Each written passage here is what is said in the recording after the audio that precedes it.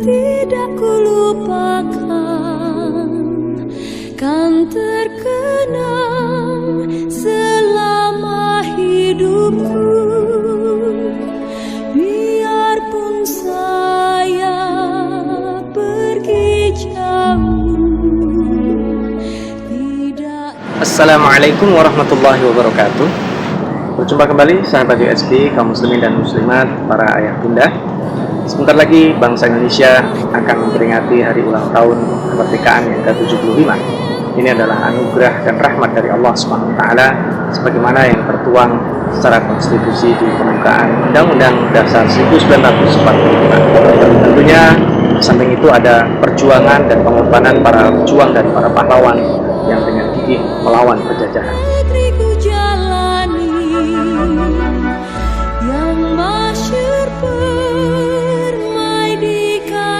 Tapi sesungguhnya kemerdekaan bukanlah sekedar terbebasnya kita dari penjajahan secara fisik, karena hari-hari ini bahkan kita tidak mengenal batas fisik. Di era disrupsi dengan kemajuan teknologi komunikasi khususnya, kita tidak dibatasi secara fisik. Maka antara makna lain kemerdekaan itu adalah berdaulat secara martabat.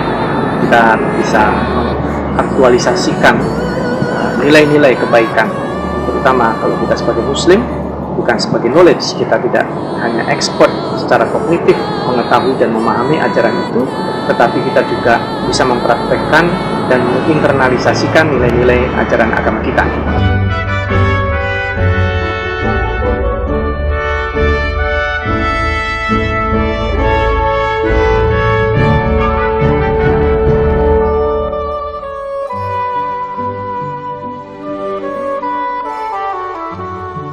Allah Subhanahu wa taala di dalam surat Al-Baqarah 257 berfirman, A'udzubillahi minasyaitonirrajim.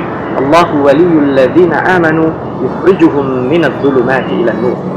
Allah Subhanahu wa taala sebagai wali, menjamin, pelindung, pemelihara dan lain sebagainya bagi orang-orang yang beriman.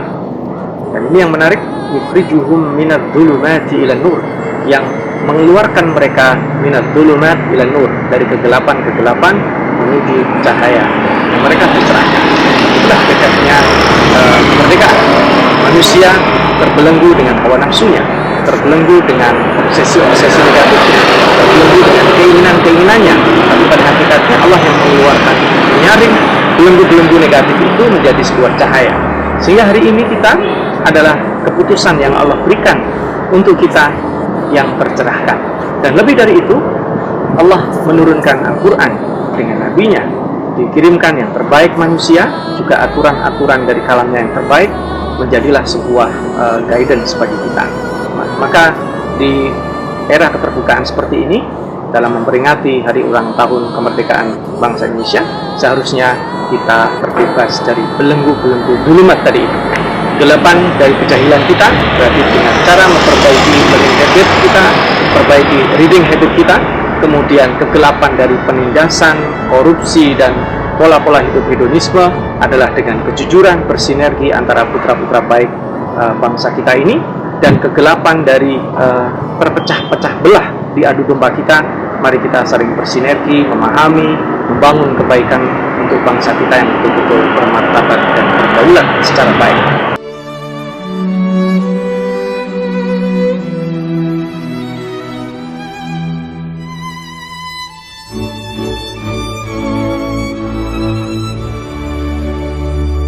Kenapa Allah Subhanahu wa taala menyebut ad-dhulumat di sini secara plural?